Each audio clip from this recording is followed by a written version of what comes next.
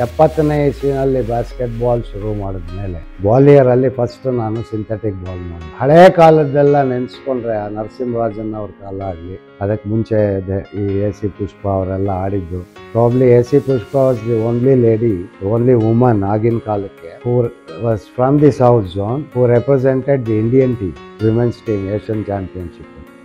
She played for India. Raj Gopal from NI, he played for India also. Narasimharajan India ಆಡಿರ್ಬೇಕು, but he was into railways. ಅದು ಚೆನ್ನಾಗಿ ಗೊತ್ತು ನನಗೆ. ಒಳ್ಳೆ player ಅಂತೆ, ಶೂಟಿಂಗ್ ಮಾಡಿದ್ರೆ ಗ್ಯಾರಂಟಿ ಶಾಟ್ ಅಂತ, ಆ ಥರ ಅವರು ಆಡಿರ್ಬೋದು. Raj Gopal probably played for India and probably ಆಮೇಲೆ NBA ಓನ್ಲಿ ಮ್ಯಾನ್ ಅಂತ ಕಾಣುತ್ತೆ from Mysuru to play represent the NBA teams also matches. ಸಾಮಾನ್ಯವಾದ ಸಾಧಾರಣವಾದ ಸಾಧನೆ ಏನಲ್ಲ ಅದು. ನಮ್ಮ ಚಾನಲ್ಗೆ ಮೊದಲ ಬಾರಿ ಭೇಟಿ ನೀಡುತ್ತಿದ್ದರೆ ತಪ್ಪದೇ ಸಬ್ಸ್ಕ್ರೈಬ್ ಮಾಡಿಕೊಳ್ಳಿ ಹಾಗೂ ಪಕ್ಕದಲ್ಲಿರೋ ಬೆಲ್ ಬಟನ್ ಅನ್ನು ಪ್ರೆಸ್ ಮಾಡಿ.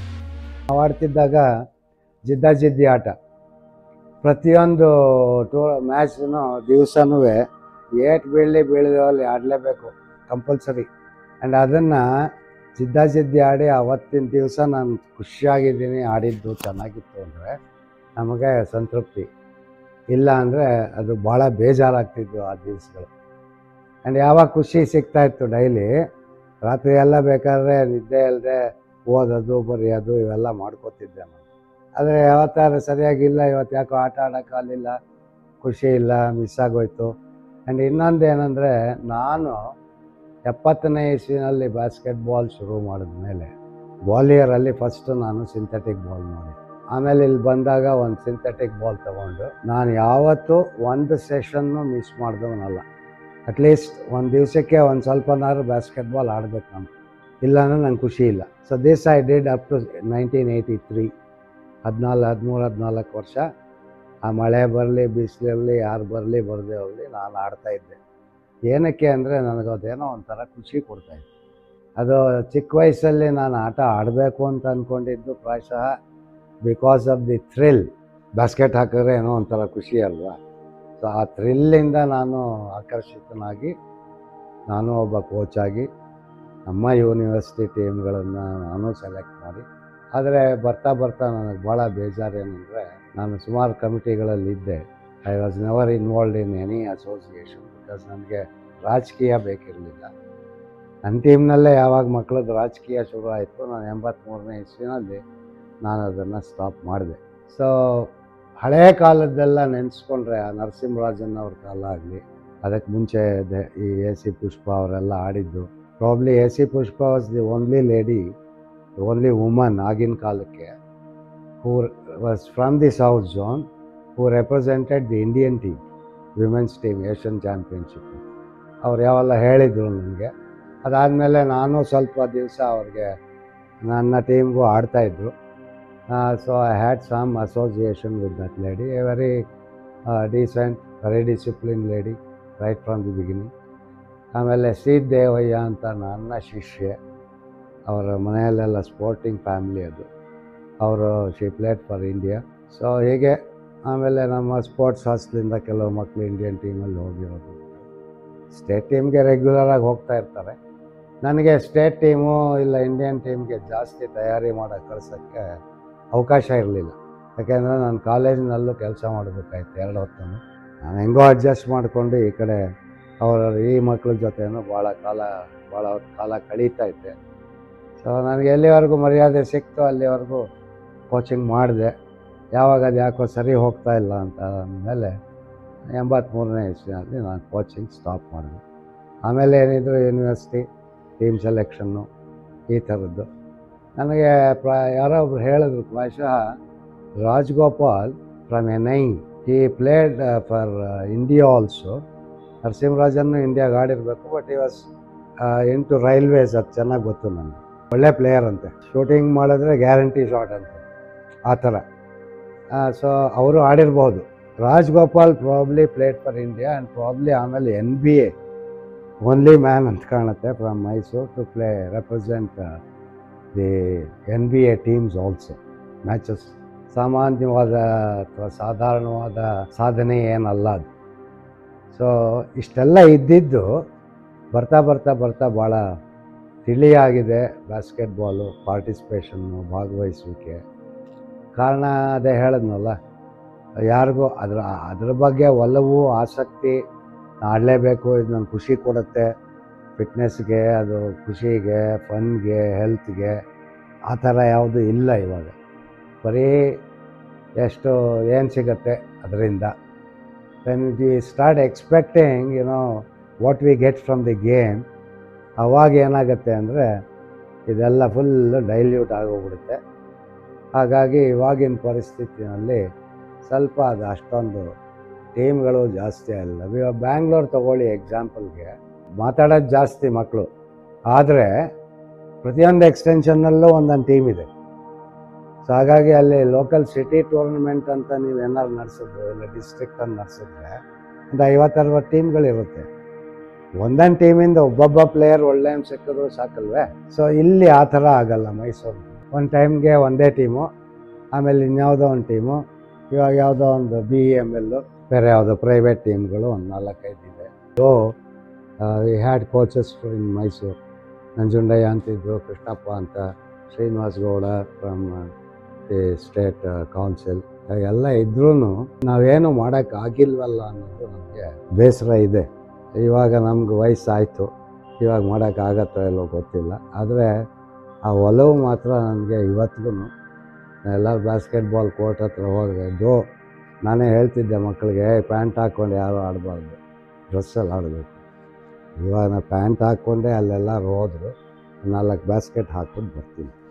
ಸ್ಪ್ರಿಂಗ್ಫೀಲ್ಡ್ ಯೂನಿವರ್ಸಿಟಿ ಬಂದಿದ್ದು ಮಸ್ಯಾಚುಸೆಟ್ಸ್ ಸ್ಪ್ರಿಂಗ್ಫೀಲ್ಡಿಂದ. ಆ ಮ್ಯಾಚನ್ನು ನಾನು ನೋಡಿದ್ದೀನಿ. ಅದು ಯಾರಿಗೂ ಗೊತ್ತಿಲ್ಲ ನಮ್ಮ ಜನ್ರೇಷನ್ ಅವ್ರಿಗೆ. ಪ್ರಾಬ್ಲಿ ಶೇಷಣ್ಣ ಅವರು ಯುವರಾಜ್ ಹಾಸಲ್ಲೇ ಸ್ಟೂಡೆಂಟ್ ಆಗಿದ್ದರು, ಪ್ರಾಯಶಃ ಅವ್ರಿಗೆ ಗೊತ್ತಿರ್ಬೋದು. ಯಾಕೆಂದರೆ ಆ ಮ್ಯಾಚ್ ನಡೆದಿದ್ದು ಯುವರಾಜ್ ಹಾಸ್ ಕಾಲೇಜ್ ಮುಂದೆ ಪಾರ್ಕ್ನಲ್ಲಿ ಒಂದು ಬಾಸ್ಕೆಟ್ಬಾಲ್ ಕೋರ್ಟ್ ಇತ್ತು. ಕಾಲೇಜ್ ಮುಂದೆ ಎಡಗಡೆಗೆ ಪಾರ್ಕ್ ಇದೆಯಲ್ಲ ದೊಡ್ಡದು, ಆ ಪಾರ್ಕ್ ಒಳಗೆ ಎಡಗಡೆಗೆ ಒಂದು ಕೋರ್ಟ್ ಇತ್ತು. ತುಂಬ ಚೆನ್ನಾಗಿತ್ತು ಕೋರ್ಟ್, ಅದು ಪರಿಸರನೂ ಚೆನ್ನಾಗಿತ್ತು. ಆ ಕೋರ್ಟ್ನಲ್ಲಿ ಮ್ಯಾಚ್ ನಡೆದಿದ್ದದು. ಆ ಮ್ಯಾಚನ್ನು ನಾನು ನೋಡಿದ್ದೀನಿ. ಅಲ್ಲಿಗೆ ನಮ್ಮ ಹಳೆಯ ಕಾಲದವರು TR ಸೀತಾರಾಮ್ ಅಂತ ಮೆಕ್ಯಾನಿಕಲ್ ಇಂಜಿನಿಯರಿಂಗ್ ಹೆಡ್ ಅವರು, he was in NI, a very renowned teacher, very popular teacher. He was a basketball player, ಸ್ಟೇಟ್ಗೆಲ್ಲ ಆಡಿದವರು ಅವರು. ಹುಲಿಯಪ್ಪ ಅಂತ, ನಾನು ಕಂಡ್ರೆ ಆತನಿಗೆ ಭಾಳ ಅಭಿಮಾನ. ಬಾಪ ಮಾಲ್ಟ್ ಕೊಡಿಸ್ತೀನಿ ಅಂತ ಕರ್ಕೊಂಡು ಹೋಗೋರು. ಏನೋ ಒಂದು ಖುಷಿ ಅವ್ರಿಗೆ ನಾನು ನೋಡಿದ್ರೆ, ಹಂಗೆ ಆಡಬೇಕಪ್ಪ, ಹಿಂಗೆ ಆಡಬೇಕು, ಅದು ಮಾಡಬೇಕು, ಇದು ಮಾಡಬೇಕು. ರಾಮಕೃಷ್ಣ ಅಂತ ಒಬ್ಬರಿದ್ದರು, ಅವರು ಇಂಜಿನಿಯರ್ ಅಂತ ಕಾಣೋದು, JCನೂ ಇದು. ಅಲ್ಲಿ ಅರ್ಸು ಅಂದ್ಬಿಟ್ಟು ನನ್ನ ಜೊತೆಗೆ ಆಡಿದವರು. But he met with an accident unfortunately. ಆತ was quite tall and regular ಆಗಿ he was a member of the state team. ನಮ್ಮ ಟೀಮ್ ಜೊತೆ ಆಡ್ತಿದ್ದಿತ್ತು. ಆತನಿಗೆ ಆಕ್ಸಿಡೆಂಟ್ ಆಗದೆ ಹೋಗಿದ್ದಿದ್ರೆ ಪ್ರಾಯಶಃ he would have represented India. JCಗೆ ಆಡ್ತಿದ್ರು ಅವರು. ಯಾವಾಗಲೂ ಹೇಳವೆ, ನೀನು ಇಂಡಿಯಾಗೆ ಆಡೋ ಸ್ಟಫ್ ಕಣಿಯ, ಸುಮ್ಮನೆ ಯಾಕೆ ಹಿಂಗೆ 1 ಹೊತ್ತು ಬರ್ತೀವಿ, 2 ಹೊತ್ತು ಪ್ರಾಕ್ಟೀಸ್ ಮಾಡು, ಬೇಕಾದಷ್ಟು ಅವಕಾಶಗಳು ಆಮೇಲೆ ನಿನಗೆ ಆ್ಯಸ್ ಎನ್ ಇಂಜಿನಿಯರು ಸಿಗುತ್ತೆ ಮಾಡಿ ಅಂತ ಅಂದರೆ, ಸಾಕಪ್ಪ ಇಷ್ಟೇ ಅಂತ ಅಂತಿದ್ದರು. Very nice fellow, very he was A gentleman, jovial ಆಗಿ ಎಲ್ಲರ ಜೊತೆ ಕಾಲ ಕಳೀತಾ ಇದ್ದರು. ಕ್ವೈಟ್ ಟಾಲ್, ಮೋರ್ ದೆನ್ 6'2" ಆ ಥರ ಇದ್ದಿದ್ದರಿಂದ ಒಂದು ಅಡ್ವಾಂಟೇಜ್ ಇತ್ತು. ಪ್ರಾಯಶಃ ಆಡಿದ್ದಿದ್ರೆ ಮೈಸೂರಿಂದ ಆಫ್ಟರ್ ನರಸಿಂಹರಾಜನ್ ಆ್ಯಂಡ್ ರಾಜಗೋಪಾಲ್ ಪ್ರಾಯಶಃ ಆತ ಇಂಡಿಯಾಗೆ ಆಡ್ಬೋದಾಗಿತ್ತು. ನನಗೆ ಭಾಳ ಖುಷಿ ಕೊಟ್ಟಿದ್ದೇನೆಂದರೆ, ನಮ್ಮ 68ನೇ ಇಸ್ವಿ ನಾನು ಹೇಳಿದ್ನಲ್ಲ, ಮೈಸೂರು ಯೂನಿವರ್ಸಿಟಿ ಸೌತ್ ಝೋನ್ ಹೊಡೆದಿದ್ದ ವರ್ಷ Bangalore university also was star studded team. ತುಂಬ ಚೆನ್ನಾಗಿತ್ತು. ವಿಜೇಂದ್ರ ದೇವದಾಸ್ ಅಂತ, ಧನ್ಪಾಲು, ಅದೆಲ್ಲ ಒಂದು ಫುಲ್ ಟೀಮ್ ಅವರು. ಅವ್ರನ್ನ ಸೋಲ್ಸೋದಷ್ಟು ಈಸಿ ಇರಲಿಲ್ಲ. ಅದನ್ನು ನಮ್ಮ ಮೈಸೂರು ಯೂನಿವರ್ಸಿಟಿಯವ್ರು ಆ ಟೀಮನ್ನು ಸೋಲಿಸಿದ್ದಾರೆ ಅಂದರೆ, the quality of the inter university match south zone, those days you can realise it. ತನಗೆ ಗೊತ್ತಾಗ್ಬೋದು. Very evident, quite obvious. Hockey ಗ್ರೌಂಡಲ್ಲಿ ಇತ್ತು ಅವಾಗ ಬಾಸ್ಕೆಟ್ಬಾಲ್ ಕೋರ್ಟ್, ಮಡ್ ಕೋರ್ಟು, ಅಲ್ಲೇ ನಡೆದಿತ್ತು. ಆ ಮ್ಯಾಚ್ಗಳನ್ನು ನಾನು ನೋಡಿದ್ದೀನಿ. ನಾನು ಪ್ರಾಯಶಃ ಬಾಸ್ಕೆಟ್ಬಾಲ್ ಮರ್ತುಬಿಟ್ಟಿದ್ದೆ. ತಿರ್ಗಾ ನಾನು ಆಡಬೇಕು ಅಂತ ಅಂದ್ಕೊಂಡಿದ್ದೇನು ಅಂದರೆ ಅದೊಂದು ಟೂರ್ನಮೆಂಟು. ಆಮೇಲೆ ನರಸಿಂಹರಾಜನ್ನು, ರಾಜಗೋಪಾಲು ಇವರೆಲ್ಲ ಆಡ್ತಿದ್ದಿದ್ದು ಇಂಟರ್ ಕಾಲೇಜಿಯೇಟ್ ಟೂರ್ನಮೆಂಟ್ಗಳು. ಇದನ್ನೆಲ್ಲ ನಾನು ನೋಡ್ತಾ ಇದ್ನಲ್ಲ. ಪರ್ಟಿಕ್ಯುಲರ್ಲಿ NI ಆ್ಯಂಡ್ ಮೆಡಿಕಲ್ ಕಾಲೇಜ್ದು ಮ್ಯಾಚ್ ಅಂದರೆ it would be more than an inter university final match. 68ನೇ ಇಸ್ವಿ ಮ್ಯಾಚ್ ನೋಡಿದ್ನಲ್ಲ, ಅದೇ ಥರ ಇರ್ತಾಯಿತ್ತು. ಆ್ಯಂಡ್ ಸಪೋರ್ಟರ್ಸ್ ಹೇಗೆ ಅಂದರೆ ಹೇಳಿದ್ನಲ್ಲ, ಒಂದು ಕಾಲೇಜ್ಗೆ ಟೆರೇಷಿಯನ್ ಕಾಲೇಜ್ ಹುಡುಗಿಯರು ಸಪೋರ್ಟು, ಒಂದು ಕಡೆ ಮಾರನೀಸ್ ಕಾಲೇಜ್ ಹುಡುಗಿಯರು ಸಪೋರ್ಟು. ನಾವು ಮೂಕ ಪ್ರೇಕ್ಷಕರು ನೋಡ್ತಾ ಇರ್ತೀವಿ. ಆ ಕಾಲ ಅದು. ನಾನು ಮೈಸೂರು ಯೂನಿವರ್ಸಿಟಿ ಜೊತೆ 2 ಸಲ ಹೋಗಿರೋದು. ಒಂದು ಹೈದ್ರಾಬಾದ್ಗೆ 79 ಅಂತ ಕಾಣುತ್ತೆ. ಅವಾಗ ಮೊದಲನೇ ವರ್ಷ ನಾನು ಬಂದು ಸೇರಿದಾಗ. ಅದು ತಮಾಷೆ ಏನಂದರೆ, ನನಗೆ ಮ್ಯಾನೇಜರು, ಕೋಚು ಮ್ಯಾನೇಜರ್ಗೆ ₹6 DA, ₹6 ದಿವಸಕ್ಕೆ. ಹುಡುಗರಿಗೆ ₹12. ಇದು ಆ ಕಾಲ. ಆದರೆ ನಾನು ಹುಡುಗರಿಗೆ ಯಾವತ್ತೂ ಹೊಟ್ಟೆ ಹಸ್ಕೊಂಡು ಅವ್ರು ಪ್ರಾಕ್ಟೀಸ್ ಮಾಡಿದ್ದು ನಾನು ನೋಡಿಲ್ಲ. ಯಾವ ಹುಡುಗರಿಗೆ ಏನು ಬೇಕಾದರೂ ನಾನೇ ಕೊಡಿಸ್ತಾಯಿದ್ದೆ. ಸೊ ಅಲ್ಲಿ ಚಾಮರಾಜಪುರಮಲ್ಲಿ ಒಂದು ಬೇಕ್ರಿ ಇದೆ. ಆ ಬೇಕ್ರಿನಲ್ಲಿ ಹೇಳ್ಬಿಟ್ಟಿದ್ದೆ, ನನ್ನ ಹುಡುಗರೇ ಕೊಡಿ. ನನಗೆ ಬರ್ತಿದ್ದಿದ್ದು ಮೊದಲನೇ ಸಂಬಳ 600 ಚಿಲ್ಲರೆ, 500 ಚಿಲ್ಲರೆನೋ 600 ಚಿಲ್ಲರೆನೋ, ₹350 ₹400 ಬೇಕ್ರಿಗೆ ಹೋಗ್ತಾಯಿದ್ದೆ. ಏನಕ್ಕೆ ಅಂದರೆ ಮಕ್ಕಳು ಬರಲಿ, ಆಡಲಿ, ಪಾಪ ಹೊಸದು ಬರ್ತಾರೆ. ಸೊ ಅವ್ರಿಗೆ ಹೇಳ್ಬಿಟ್ಟಿದೆ, ಒಂದು 4 ಸ್ಲೈಸು ಬ್ರೆಡ್ ಸ್ಲೈಸ್ ಕೊಡಿ, ಬಿಸ್ಕತ್ತು, ಟೀನೋ, ಹಾಲು ಏನು ಕೇಳ್ತಾರೋ ಕೊಡಿ, ಅಕೌಂಟ್ ಇಡಿ, ನಾನು ಪೇ ಮಾಡ್ತೀನಿ ಹೇಳ್ತೀನಿ. ಇವತ್ತಿಗೂ ಆ ಹುಡುಗರು ಜ್ಞಾಪಿಸ್ಕೋತಾರೆ. ಎಲ್ಲರೂ ಸಿಕ್ಕಿದಾಗ ಹೇಳ್ತಾರೆ ಎಲ್ಲ ಪಾಪ. ಆ್ಯಂಡ್ ಎಷ್ಟೋ ಹುಡುಗರಿಗೆ ಊಟ ಇಲ್ಲದೆ ಇರೋ ಊಟ ಹಾಕ್ಸೀನಿ, ಫೀಸ್ ಕಟ್ಟಿರೋದು ಉಂಟು. ನಾನು ಕಾಲೇಜಲ್ಲಿದ್ದಾಗ ಬೇರೆ ಸಮಯದಲ್ಲಿ ಅದು ಎಲ್ಲ ಸಹಾಯಗಳನ್ನ ಮಾಡಿದ್ದೀನಿ. ಅದು ಸ್ಪೋರ್ಟ್ಸ್ಗಾಗಲಿ, ಫಿಸಿಕಲ್ ಎಜುಕೇಷನ್ಗಾಗಲಿ ಒಂದು ಸ್ವಲ್ಪ ಏನೋ ಮಕ್ಕಳಿಗೆ ಒಂದು ಸಹಾಯ ಮಾಡಿದ್ರೆ ಮೇಲೆ ಬರ್ಬೋದೇನೋ ಅಂತ ಮಾಡಿ. That's what I can say. Only Bhojarajan ಒಂದು ಹೆಸರು. He was the secretary of my team, secretary of the district association also. ಪ್ರತಿ ವರ್ಷ ಒಂದು ಟೂರ್ನಮೆಂಟ್ಗಳು ನಡೆಸೋರು. ಎಲ್ಲಿ ನಮ್ಮ ಶಾಂತಲಾ ಥಿಯೇಟ್ರ್ ಎದುರುಗಡೆ ಸುಬ್ರಾಯನ್ ಕೆರೆ ಮೈದಾನದಲ್ಲಿ ಒಂದು ಬಾಸ್ಕೆಟ್ಬಾಲ್ ಕೋರ್ಟ್. ಅಲ್ಲಿ ಪ್ರತಿ ವರ್ಷವೂ ಒಂದು all India tournament flood light ನಡೆಯೋದು. ಪ್ರಾಯಶಃ ಅದು ಫಸ್ಟ್ ಟೈಮ್ ಅಂತ ಕಾಣುತ್ತೆ ಆಗಿನ ಕಾಲಕ್ಕೆ ಫ್ಲಡ್ ಲೈಟ್ ಮ್ಯಾಚಸ್ ನಡೀತಿದ್ದು. ಮಿಕ್ಕಿದ್ದೆಲ್ಲೂ ನೋಡಿರಲಿಲ್ಲ. ಆದಮೇಲೆ ಸ್ಟೇಟ್ ಟೂರ್ನಮೆಂಟ್ಸ್ ಎಲ್ಲ ಅದೇ, national championship Jeevan Rayanakatte JK grounds ಎಲ್ಲ ಆಗಿತ್ತು. ಆವಾಗಲೂ ಇಂಡೋರ್ ಸ್ಟೇಡಿಯಂ ಇದೆ ಚಾಮುಂಡಿ ವಿಹಾರಲ್ಲಿ. I don't know how it is being used. ಅವರೊಬ್ಬರೇ ಮಾಡ್ತಿದ್ದಿದ್ದು. ದಸರಾ ಸ್ಪೋರ್ಟ್ಸ್ ಒನ್ ಟೈಮ್ವರೆಗೂ ಚೆನ್ನಾಗೇ ಇತ್ತು. 76ನೇ ಇಸ್ವಿಯಿಂದ ಸ್ವಲ್ಪ ಈ ಕಡೆ ಡೈಲ್ಯೂಟ್ ಆಯಿತು. ಅಪ್ ಟು 73 ನಾನು ವಿದ್ಯಾರ್ಥಿಯಾಗಿದ್ದಾಗ ನೋಡಿದ್ನಲ್ಲ, ಆವಾಗ ಆ ದಸರಾ ಸ್ಪೋರ್ಟ್ಸಲ್ಲಿ ನಮ್ಮ ಪೆವಿಲಿಯನ್ ಎದುರುಗಡೆ ಏನು ಜಾಗ ಇದೆ, ಅದು 400 ಟ್ರ್ಯಾಕ್ ಇತ್ತಲ್ಲಿ. ಸಿಲೋನು ಅಲ್ಲಿ ಇಲ್ಲಿಂದ ಬಂದು ನ್ಯಾಷನಲ್ ಚಾಂಪಿಯನ್ಸು ಎಲ್ಲ ಬಂದು ಪಾರ್ಟಿಸಿಪೇಟ್ ಮಾಡಿ. Praveen Kumar discus thrower, I have seen him. Powell ಅಂತ 100 metre fastest runner, I have seen him. KP Ramaswamy ಅಂತ, ಡಯಾನಾ ಸೈಮ್ ಅಂತ ಒಬ್ಬರು ಒಳ್ಳೊಳ್ಳೆ ಅಥ್ಲೆಟ್ಸ್ ಬರೋರು, ಇನ್ಕ್ಲೂಡಿಂಗ್ ಅಥ್ಲೆಟ್ಸ್ ಫ್ರಮ್ ಸಿಲೋನ್ ಬಂದು ಪಾರ್ಟಿಸಿಪೇಟ್ ಮಾಡಿರೋದು ಉಂಟು. ತಾವಡೆ ಅಂತ ಹಳೇ ಕಾಲದಲ್ಲಿ long distance runner, from middle distance, long distance. ಅದ್ರ ಜೊತೆಗೆ ಬಾಸ್ಕೆಟ್ಬಾಲ್ ಮ್ಯಾಚ್ಗಳು ಚೆನ್ನಾಗೇ ನಡೀತಾ ಇತ್ತು. ಯಾಕೆಂದರೆ ಅದು ಬೇರೆ ಡಿಸ್ಟ್ರಿಕ್ಟ್ಗಳ ಟೀಮೇ ಬರೋದು. ಪ್ರತಿಯೊಂದು ಡಿಸ್ಟ್ರಿಕ್ಟಲ್ಲೂ ಒಂದು 2-3 ಜನ ಒಳ್ಳೊಳ್ಳೆ ಪ್ಲೇಯರ್ಸ್ ಇರ್ತಾಯಿದ್ರು. ಅದು ಬರ್ತಾ ಯಾಕೋ ಅದು ಡೈಲ್ಯೂಟ್ ಆಗಿದೆ ಅಂತ ಅಂದ್ಕೊಂಡಿದ್ದೀನಿ. ಗೇಮ್ಸ್ ಖುಷಿಗೆ ಆಡಿದ್ರೆ, ಸಂತೋಷವಾಗಿ ಆಡಿದ್ರೆ, ಸೀರಿಯಸ್ಸಾಗಿ ಆಡಿದ್ರೆ, ಅದನ್ನೇ ಪ್ಯಾಷನ್ನಾಗಿ ಮಾಡ್ಕೊಂಡು ನಾನು ಆಡ್ತೀನಿ ಅಂದರೆ ಸಾಧನೆ ಮಾಡ್ಬೋದು. ಆಯಿತಾ? ಅದು ನನಗೆ ಯಾವುದೋ ಒಂದು ಭಾಷಣದಲ್ಲಿ ಯಾರೋ ಹೇಳಿದ ಜ್ಞಾಪಕ. 10 ವರ್ಷ ನೀನು ಸಾಧನೆ ಮಾಡಿದ್ರೆ ನಿನ್ನನ್ನು ನೀನು ಮೆಚ್ಚಿಸ್ಕೋಬೋದಂತೆ.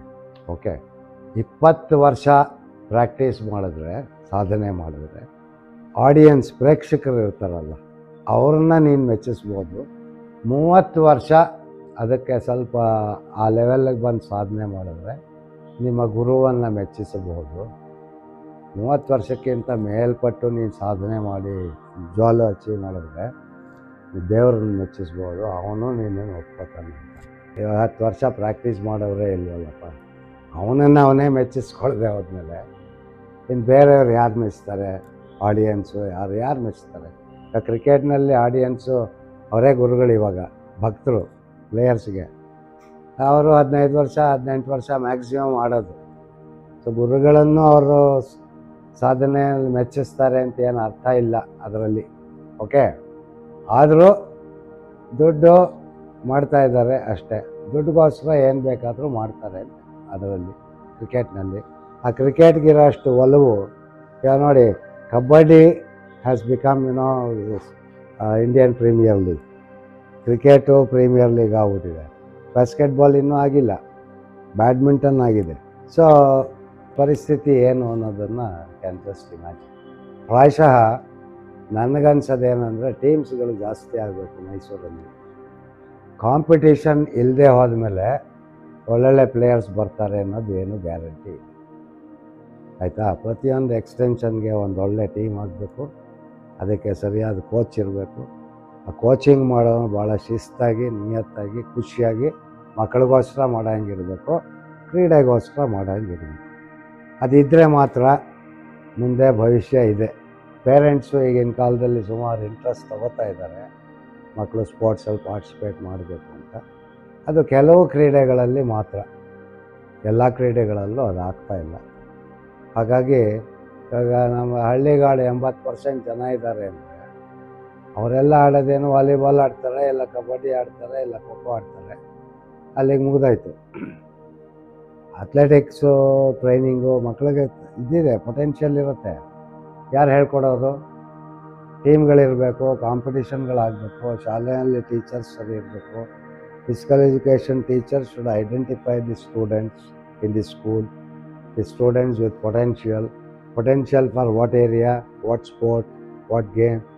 ಅವನು ಸ್ವಲ್ಪ ಗಮನ ಹರಿಸಿದ್ರೆ ಆ ಟ್ಯಾಲೆಂಟ್ ಐಡೆಂಟಿಫಿಕೇಷನ್ ಅನ್ನೋದು ಲೋಯರ್ ಲೆವೆಲಿಂದ ಶಾಲಾ ಮಟ್ಟದಲ್ಲಿ ದೈಹಿಕ ಶಿಕ್ಷಕರು ಕಷ್ಟಪಟ್ಟು ಅದನ್ನು ಅರ್ಥಕೊಂಡು ಮಾಡೋಂಗಿದ್ರೆ ಎಲ್ಲ ಕಡೆಯೂ ಎಲ್ಲ ಸ್ಪೋರ್ಟು ಉದ್ಧಾರ ಆಗುತ್ತೆ. It should come right from fundamental moments ಏನಿದೆ, ಆ ಸ್ಕಿಲ್ಸು ಚಿಕ್ಕ ವಯಸ್ಸಿಂದ ಅದು ರಕ್ತದೊಳಗಡೆ ಹೋಗ್ಬಿಡ್ಬೇಕು, into your nervous muscular system and the blood. ಅದು ಹೋಗದೆ ಹೋದರೆ higher level performance is not possible. ಯಾವ ಸ್ಪೋರ್ಟಲ್ಲೂ ಆಗೋಕ್ಕೆ ಸಾಧ್ಯ ಇಲ್ಲ.